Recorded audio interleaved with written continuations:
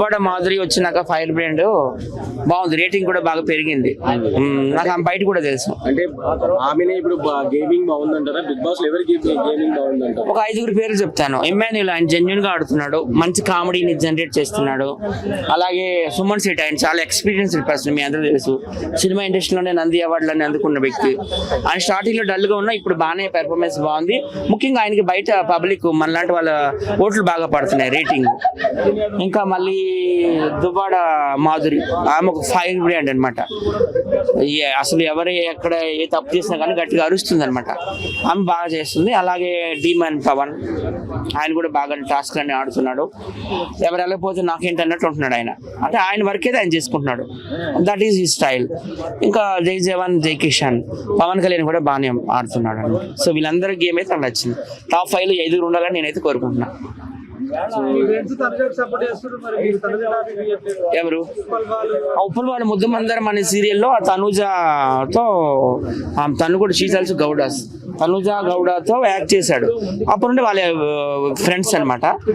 కానీ ఆయన ఇమ్మాన్యుల్ కూడా సపోర్ట్ చేస్తుంది. నాకు కన్నడిగస్ అంటే పెద్దగా ఇష్టం ఉండదు, ఎందుకంటే ఈ మధ్య చూసాం మనం ఓజీ మూవీ పవన్ కళ్యాణ్ గారిది. అక్కడ ఈ సినిమాని బ్యాన్ చేయాలి అని అక్కడ పోస్టర్లు చింపేసి చాలా రాద్ధాంతం చేశారు. అట్లాంటి వాళ్ళకి మనం ఎందుకు సపోర్ట్ చేయాలి? ఈ మధ్యన కన్నడ మినిస్టర్ అంటున్నాడు తెలుగు వాళ్ళందరూ నిండిపోయినారట కర్ణాటకలో ఉన్న సాఫ్ట్వేర్ కంపెనీల్లో, బెంగళూరులో అంటున్నాడు. అసలు మన ఇండస్ట్రీ అంతా నిండిపోయింది కన్నడిగస్తో.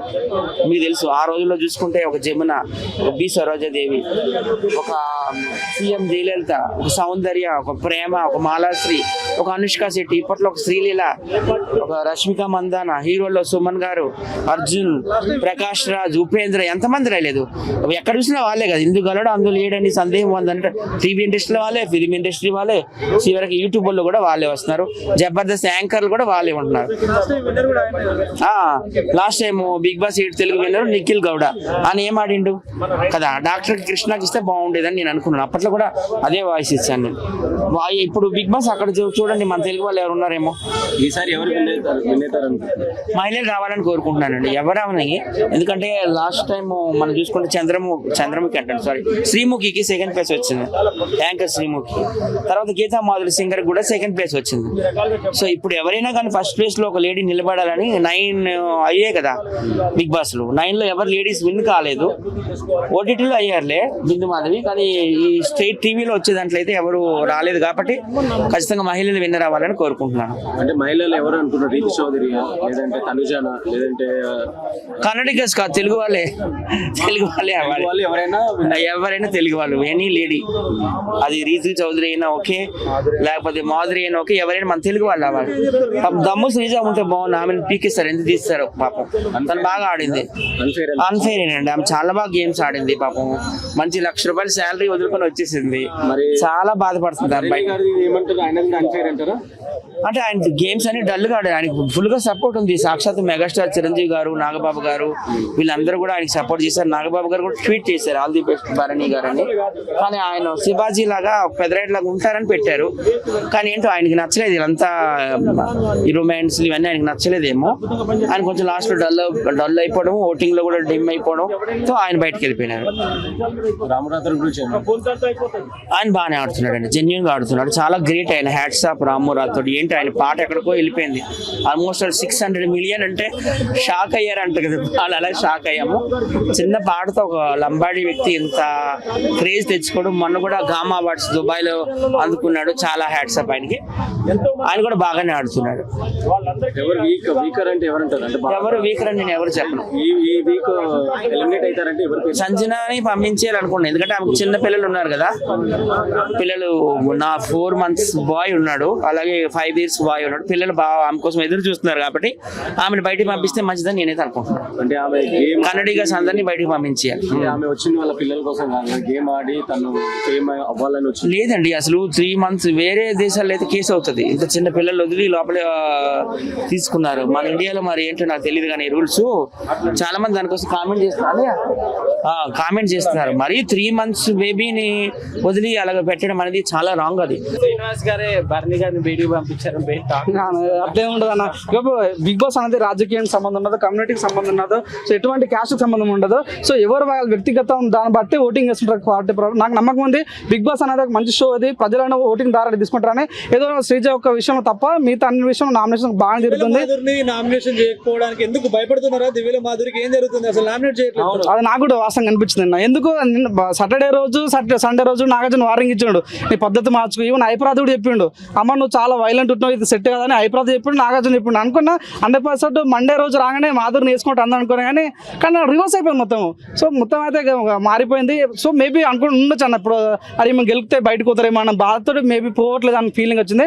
సో వాస్తవంగా అయితే ఈ మాధురి వైలెంట్ ఉన్నప్పుడు కూడా కొద్దిగా ఆ మాట తీరు మార్చుకుంటే మాత్రం మంచిగా టాప్ 5కి వెళ్ళే క్యాండిడేట్ అనిపిస్తుంది అన్న. అంత రమ్య మోక్ష గురించి ఏం చెప్తారు? ఎలా అనిపిస్తుంది? రమ్య మోక్ష ఇన్స్టాగ్రామ్ వీడియో చూసిన, సో బయట ఒక రకంగా ఉంటారు, రీల్స్ ఒక రకంగా ఉంటారు, రియాలిటీ ఒక రకంగా ఉంటారు. సో నిజంగా మనం చూసినప్పుడు రీల్స్ ఏముంది కానీ వాస్తవంగా అయితే ఇన్స్టాగ్రామ్ చూస్తుంటే చాలా క్యూట్ ఉంది, అందంగా ఉందని ఫీలింగ్ వచ్చింది.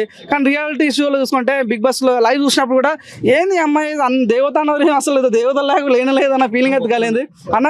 నేను దేవసేనలాగా ఉంటుంది అనుకుని అసలు చాలా ఘోరంగా ఉంది. వాస్తవంగా అయితే మేకప్ ఉంటే ఒక రకంగా, మేకప్ లేకుంటే కొంతమంది ఉంటారు కదా, దాంట్లో ఎగ్జాంపుల్ ఎవరంటే రమ్య మోక్ష అని చెప్పుకోవచ్చు. ఇంకా సుమన్ శెట్టి గారి గురించి? సుమన్ శెట్టి చెప్తాను, ఇప్పుడు కూడా ఇంత 45 రోజులు అయింది, ఇప్పుడు నిన్న హైప్రాద్ కూడా మాట్లాడాడు, జీరో నెగిటివిటీ, ఎటువంటి నెగిటివ్ లేదు. ఇంత ఇదే స్ట్రాటజీ తను ఫాలో అయితే మాత్రం చూడండి, టాప్ లో అనుకున్న వ్యక్తి భరణి అనుకున్నాము, భరణి వెళ్ళిపోయింది ఆల్రెడీ. తనజు అనుకుంటే తనజు కూడా నెగిటివిటీ స్టార్ట్ అయిపోయింది. మీరు అన్నది ఇందాక ఇమ్మానియల్కు మాస్క్ ఆడుతున్నాను. సో వీళ్ళందరికీ దక్కని ఒక అరుదైన గొప్ప ఏంటంటే మన సుమన్ శెట్టి కలిగింది. సుమన్ శెట్టి చెప్తాను, సుమన్ శెట్టి ఒక ఫోటో పెట్టు, నువ్వే ఇన్స్టాగ్రామ్లో ఒక ఫోటో పెట్టు, కింద ఒక చిన్న బీజం పెట్టు, తందరి తన బీజం పెట్టు, నీకు 1 మిలియన్ రాకపోతే నా పేరు మార్చుకుంటాను, అది అనుకున్న రేంజ్ అది. సో అవునని కాదు, సుమన్ శెట్టి ఇదే గేమ్ ఆడితే మాత్రం 100% పల్లవి ప్రశాంత్ ఏ రకంగా అయితే కప్పు కొట్టి ఆ రకంగా సునామీ సృష్టించిందో అట్లాంటి సునామీ రాబోతుంది. ఆ సుమన్ శెట్టి పాసిబుల్ అవుతుంది. నాకేం డబ్బులు లేదు సుమన్ శెట్టి టీం వాళ్ళు, కానీ వాస్తవం చెప్తాను తను మంచిగా ఆడుతున్నాడు. కళ్యాణ్ గురించి ఏం చెప్తారు మరి? మొన్న నాగార్జున గారు కూడా వీడియోస్ మరి చూపించారు, మాడతాడా లేకపోతే అదే అమ్మాయి? అన్న నేను వచ్చి చెప్తా కళ్యాణ్ గురించి మేము మాట్లాడుతూ చాలా మంది అంటారు, ఒక సోల్జర్కి అట్లా మాట్లాడొచ్చా, ఆ సోల్జర్ గురించి అట్లా మాట్లాడొచ్చా అంటే బరాబర్ మాట్లాడతాం. ఎందుకంటే తను అగ్ని పరీక్ష షోకి వచ్చినప్పుడు సోల్జర్ అంటేనే తనకు ఓటింగ్ వేసాము మేము. సో బిగ్ బాస్ పంపించాలంటే ఆయన సోల్జర్ పలానా ఇండియన్ సోల్జర్ అని ఆయన ఓటేసాము. కానీ ఈ రోజు ఆయన చేసేది ఏందన్నా, ఏం చేస్తే పత్యాపని చేస్తాం లోపల. ఒక రోజు రైతు చోటు దగ్గర ఉంటాడు, ఒక తనజ దగ్గర ఉంటాడు, ఎక్కడ దొరకు సందు దొరుకుతుంది మనం ఆట స్టార్ట్ చేస్తాడు. సో నిజంగా సోల్జర్ని కాదు, మన సోల్జర్ అనే తను ఓటేసాము. ఈరోజు సోల్జర్ బిహేవియర్ తను చేయట్లేదు, తన గేమ్ మార్చుకుంటే బాగుంటుందని కోరుకుంటున్నాం అంతే. రైతు గురించి ఏం చెప్తారు? అంటే ఒకవేళ తగ్గితే, అంటే లవ్ తగ్గితే వాళ్ళు బయటకు వెళ్ళిపోయే ఛాన్స్ ఉన్నాయి అనేది రీతు చౌదరి కానీ డిమాండ్ పవన్ కానీ ఒక మంచి ప్లేస్ ఏంటంటే, లాస్ట్ టైం విష్ణుప్రియ అని ఒక అమ్మాయి ఉండే, తను సేమ్ స్ట్రాటజీ. విష్ణుప్రియ చాలా క్లోజ్ ఫ్రెండ్ ఎవరికి, రీతు చౌదరికి. సో విష్ణుప్రియ ఏ రకంగా అయితే గేమ్ ఆడిందో, ఒక లవ్ ట్రాక్ పెట్టుకొని టాప్ 5 వరకు ఏ రకంగా వెళ్ళాలని తనకు కోరిక ఉండదో అదే స్ట్రాటజీ. అవునాను కాదన్నా, చూడన్నా సినిమాలు ఎట్టుంటాయంటే లవ్ స్టోరీ ఉంటే నాణ్యన్న గురించి మాట్లాడుకుంటే, నాణ్యన్న ఫస్ట్ నుంచి కూడా ప్రతి సినిమా లవ్ స్టోరీ ఇచ్చినాడు. 20 సినిమాల దాకా అన్ని లవ్ స్టోరీలు ఒకటి ఫ్లాప్ కాలేదు. సో లవ్ స్టోరీ నమ్ముకుంటే సినిమా హిట్ అయితే నమ్మకంతో ఇప్పుడు విష్ణుప్రియ అయితే ఏ రకంగా చేసిందో రీతు చౌదరి అదే రకంగా చేస్తుంది అనమాట. ఈ లవ్ ట్రాక్ కొట్టుకోవడం వల్ల కొన్ని సినిమాలు ఫ్లాప్ అయితే, కొన్ని సినిమాలు అట్ట ఫ్లాప్ అవుతాయి. సో ఈ రకంగా విష్ణుప్రియ సక్సెస్ అయినప్పుడు కూడా రీతు చౌదరి డిజాస్టర్ అయింది, ఫ్లాప్ అయింది. ఇక్కడ నుంచి అయినా ఆ లవ్ స్టోరీ బంద్ చేస్తే, ఆ లవ్ స్టోరీ వల్లే డిమాండ్ పవన్ లోపల ఉన్నాడు, ఆయన ఎవరు కూడా తెలియదు వాస్తవంగా. సో కానీ ఈరోజు తను ఉండడానికి కేవలం ఆ లవ్ స్టోరీ వల్లనే. ఆ లవ్ స్టోరీ బంద్ అయితే మాత్రం డిమాండ్ పవన్ వెళ్ళిపోతాం 100%. ఆయేషా గురించి ఏం చెప్తారు? ఆయేషా అయితే నాకైతే అసలు కొద్దిగా జెన్యునిటీ కనిపించింది అన్న.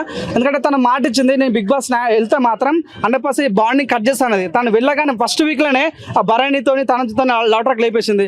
తనొచ్చకి ఇమానియల్ లవ్ ట్రాక్ కట్ అయిపోయింది. సో అన్నదమ్ములు, అమ్మ నాన్న మాటలు అన్నీ బంద్ అయిపోయినాయి. సో వాస్తవంగా అయితే బిగ్ బాస్కి ఎందుకు వస్తారన్న, అక్కడ ఫోన్లు ఉండవు, సెల్ ఫోన్స్ ఉండవు, పేపర్ ఉండదు, బయట న్యూస్ ఉండదు. అట్లాంటి బిగ్ బాస్ నేను నేర్చుకుంటా అనేది ఇంపార్టెంట్. సో అట్లాంటి బిగ్ బాస్ షోకి వెళ్ళిన తర్వాత తను ఏ రకంగా గేమ్ ఆడాలనేది ప్రజలకు నేర్పిస్తుంది.